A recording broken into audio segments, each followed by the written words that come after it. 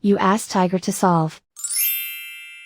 This deals with linear equations with one unknown. The final result is s equals 54. Let's solve it step by step. Simplify the expression. Expand the parentheses. Simplify the arithmetic.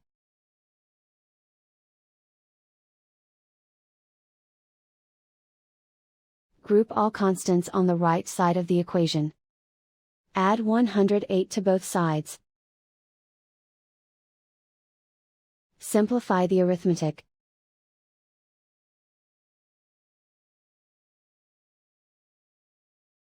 Isolate the s. Divide both sides by 2. Simplify the fraction.